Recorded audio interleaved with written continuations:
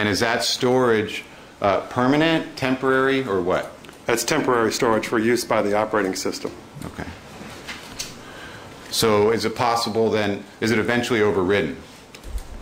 When the operating system deletes that, it is then set up for being overwritten, yes. Okay.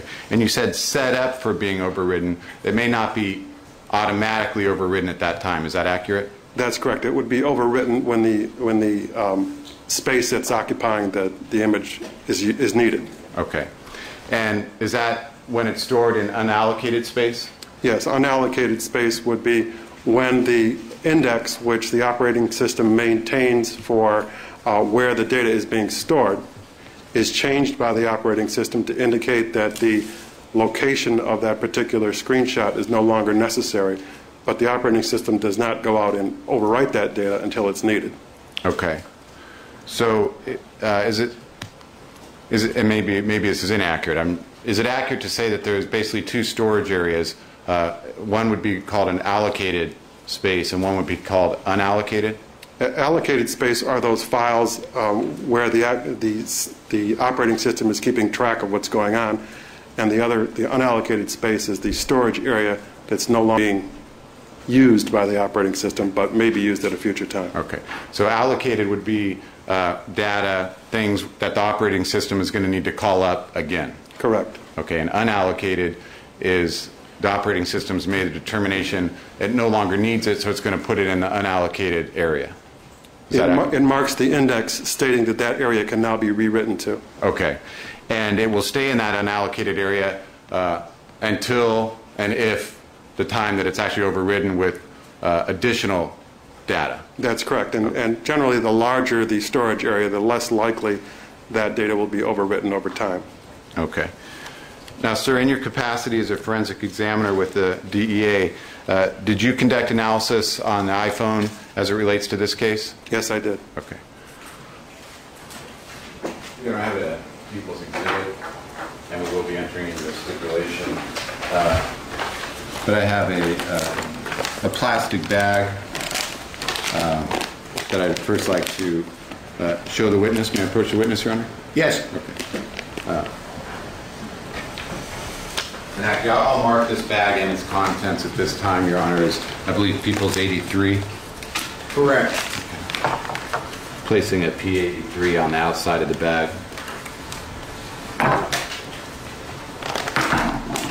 Mr. Marx, I want to ask you, first of all, about the outside of this bag. People's 83. Do you see the date on there, July 28, 2009? Yes, I do. Okay. Is that the date this was recovered, to your knowledge? That's correct. And does that also indicate your name or initials somewhere on that envelope? Yes, it shows that I opened it. Okay.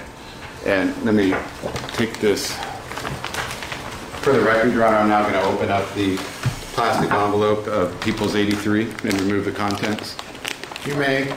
I'm cutting the top section of the plastic evidence bag. I'm removing an iPhone wrapped in bubble wrap, undoing the packaging, and removing what was the iPhone, which was collectively marked as People's 83 for identification. May I approach the witness, Your Honor? Yes. Mr. Marx, showing you People's 83, the iPhone, does that reflect the N3 number that you referenced, this phone, in your documentation, your analysis? That's correct. That's a sticker that I placed on the phone. Okay. At this time, Your Honor, I propose a stipulation that People's 83 booked as LAPD item 161, an iPhone with telephone number 702-862-0973, was recovered by law enforcement from defendant Conrad Murray on July 28, 2009. While in law enforcement possession, this iPhone was analyzed by forensic analysts from the Department of Justice, Drug Enforcement Administration, and following the forensic analysis, the iPhone was booked and returned into LAPD police custody. Counsel so stipulate? We're talking about... Why don't you take a moment and confer informally off the record? Counsel are doing so. I'm sorry, so stipulated by the defense? Yes. By the people? Yes, Your Honor. Thank you. The stipulation is accepted by the court, and as I've indicated earlier, ladies and gentlemen, when both parties enter into a stipulation, that means they accept the facts as true, those facts are not disputed, and those facts must be accepted by you as true. Thank you. Thank you, Your Honor. You're welcome. Mr. Marks, then, on your analysis of Conrad Murray's iPhone, did you find screenshots on the phone related to the date of June 25th, 2009? Yes, I did. And is it fair to say that a very large number of screenshots were located, but only certain ones could be attributed to a particular date? That's correct. Okay. Putting it up on the Elmo here. Can you see that, Mr. Marks? Yes, I can. Okay. And on this screenshot, referencing different names, Tim Woolley, Kathy Jory, is there a date and time stamp on the bottom of this screenshot? Yes. Is that June 25th, 2009 at 7:03 a.m.? Yes. Okay. And with that date and time reference on the screenshot, what does that mean to you as a forensic analyst as it relates to this iPhone? It means that the mailbox that is depicted on the screen was last queried for new mail on that date and time. Okay. And so on June 25th, 2009, at 7:03 a.m. or thereafter, this screenshot was on the iPhone? That's correct. Okay, and someone, by necessity then, was manipulating the iPhone to make that screenshot appear? Yes. I have another screenshot, Your Honor, reflecting a date of 6/25/09 and a time of 9:45 a.m. Mr. Gorgin's reviewing the exhibit. I'd ask that that be marked People's 85 for identification. Yes.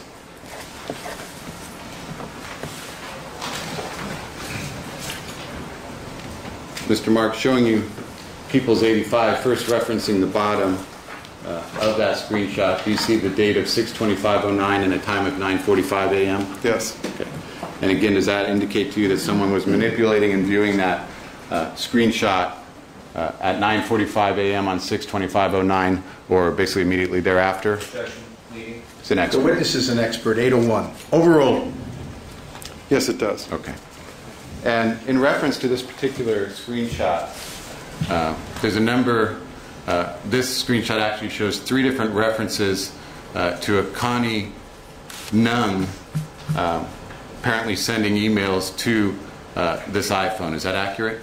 Yes, it is. Okay.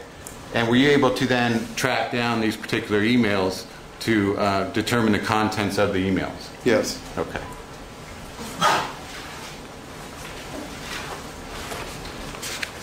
John, I have a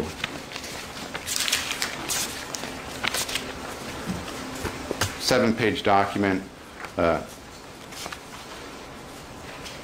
depicting an email with a header date of June 24th, 2009 at 5:33 p.m. Subject line being Omar Arnold dash progress notes, accompanied by the body of the email and multiple documents. May this be collectively marked as People's 86? Yes.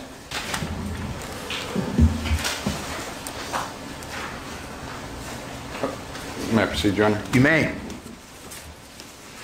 And again, counsel's had a chance to review the emails. I just want to, Mr. Mark, so you were able to, again, follow up and locate these various emails from a Connie Nung to Conrad Murray?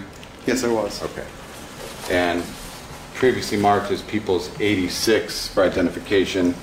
And I believe I had indicated it's got a sent date of June 24th, 2009 at 5:33 p.m. with the subject line Omar Arnold progress notes, and it's a multiple page document. Mr. Marks, first showing you page 1, which again, may we dim the lights, Your Honor? I think I'll need them dimmed. We may. Regarding these various emails, Mr. Marks, is this the header of the email saying from Connie Nung, and that's NG, last name? Yes. To Dr. Murray, gca@sbcglobal.net? Yes. Okay. With the date of June 24th, 2009 at 5:33 p.m.? Yes. And you see the subject of Omar Arnold progress notes? Yes. Okay.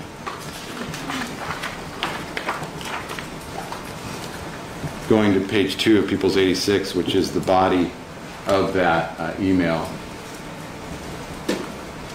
indicating, "Hello, Dr. Murray. Here are his progress notes. Please let me know if you can't open it. Thank you, Connie." Is that the body of the email that you recovered from the iPhone? Yes, it is. And then there were a number of documents attached to that email? That's right. Okay. The first page of those attachments, and I'll zoom in and out of this, but first to get a view, are these the handwritten notes of the first page of that attachment? Yes. Okay. And these handwritten notes reflect various dates of first date appearing to be November 19th, 2008, insomnia, anxiety. Is that accurate? Yes, it is. Okay. And proceeding down the page, there are multiple entries of specifically September 26, 2008, February 1st, 2008, April 12th, 2007, March 2007, which appears to be the last date on that page. Is that accurate? Yes, it is. Going to the next page and the next attachment as it relates to People's 86, and first I'll zoom out. Do you see this medical document or medical record reflected here, sir? Yes. Okay. Zooming in, reflects the name of Omar Arnold, correct? Yes. Okay. And various handwritten notes, Yes. including primary MD, Dr. C. Murray. Yes. Okay. And some handwritten notes regarding C/O apparently complained of, and some handwritten notes on that document? Yes. Okay. Going down that document, some other handwritten notes, going all the way down to assessment and a plan. Is that accurate? Yes, it is. Okay.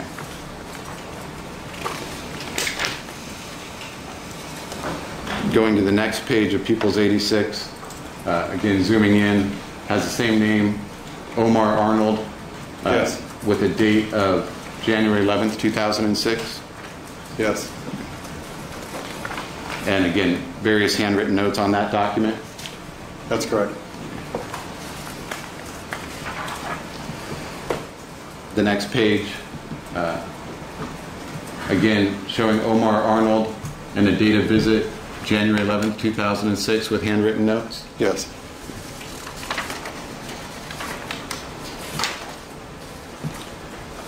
And the last page of this email attachment, again reflecting the name Omar Arnold and handwritten notes. Is that accurate? Yes, it is. Going to the next email that you recovered as it relates to Connie Nunn, Your Honor, I have a 4-page document. Email sent date June 24th, 2009 at 5:34 p.m. Subject Omar Arnold -2D Echo. May this be collectively marked People's 87? Yes.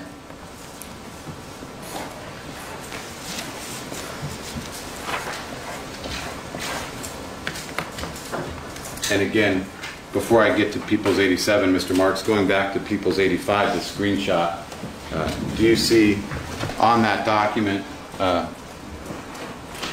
last line visible on that screenshot being Connie Nunn, Omar Arnold, 2D Echo, the date on the screenshot being June 25th and the reference on the iPhone being yesterday? Yes. Okay. In relation to that particular email reference, Omar Arnold 2D Echo, were you able to retrieve that email? Yes, I was. And then going to that email, People's 87, for identification, I'm going to zoom in on the header of that email.